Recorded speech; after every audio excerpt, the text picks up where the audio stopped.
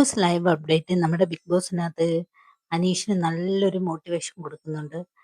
നമ്മുടെ ആരാണ് പിന്നെ ലക്ഷ്മി. കാരണം അനീഷിനോട് ചോദിക്കുന്നു പഴയ കണക്കാവത്തില്ലല്ലോ എന്ന് പറയുന്നു.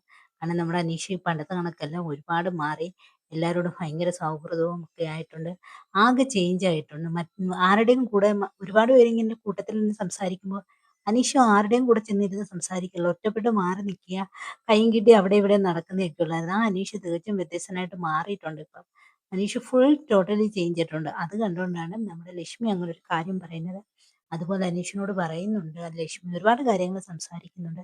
അപ്പൊ ഇന്നാണെങ്കിൽ രാവിലെ ഒരു ടാസ്ക് കൊടുത്തിട്ടുണ്ടായിരുന്നു. നമ്മളെ കൂടുതൽ ബിഗ് ബോസിനകത്ത് ഹെൽപ്പ് ചെയ്തിട്ടുള്ള വ്യക്തി ആരാണെന്ന് ചോദിക്കുമ്പോൾ എല്ലാവരും മറുപടി പറയുന്നത് അനീഷിനെയാണ്. എന്ന് വെച്ചാൽ ക്യാമറയിൽ പതിയാത്ത സംഭവങ്ങൾ, എന്ന് വെച്ചാൽ ഒരു സാഹചര്യം ക്യാമറയിൽ പതിയാതെ നമ്മളെ വന്നൊരു ഹെൽപ്പ് ചെയ്യുന്ന ഒരു വ്യക്തി ആരെന്നുള്ള പറയുമ്പോൾ എല്ലാവരും മിക്കവാറും എല്ലാവരും അനീഷിനെയാണ് പറഞ്ഞിരിക്കുന്നത്. അതിൻ്റെ ഒരു സന്തോഷം അനീഷ് അവിടെ ലക്ഷ്മിയോട് പങ്കുവെക്കുന്നുണ്ട്.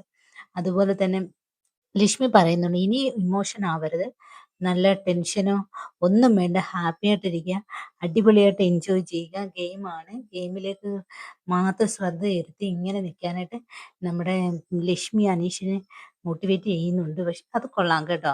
നല്ല പുഞ്ചിരിയോട് സൗഹൃദത്തോട് സ്നേഹത്തോടാണ് അനീഷ് അതിനെ സ്വീകരിക്കുന്നത് തന്നെ. അനീഷ് പറയുന്നത് ഞാനിപ്പോൾ ഹാപ്പിയാണ്, എനിക്ക് യാതൊരു പ്രോബ്ലവും ഇല്ല, എനിക്ക് ഒരുപാട് മാറ്റങ്ങൾ ഉണ്ടായിട്ടുണ്ട് എന്ന് നമ്മുടെ അനീഷ് അവിടെ പറയുന്നുണ്ട്. അപ്പോൾ അനീഷും ലക്ഷ്മി സത്യത്തിൽ വന്നിരിക്കുന്നത് അനീഷിനെ മോട്ടിവേറ്റ് ചെയ്യുക എന്ന ലക്ഷ്യത്തോട് തന്നെയാണ് ലക്ഷ്മി ഇപ്പം വന്നിരിക്കുന്നത് തന്നെ. അത് നമുക്ക് ലക്ഷ്മി തുടക്കത്തിൽ തന്നെ എയർപോർട്ടിൽ നിന്ന് വരുന്ന സമയത്ത് തന്നെ പറയുന്നുണ്ട് ആ കാര്യം. നമുക്കത് മനസ്സിലാകുകയും ചെയ്യും. അനീഷിനെ സപ്പോർട്ട് ചെയ്യാനാണ് എത്തിയിരിക്കുന്നത് എന്നുള്ളത്.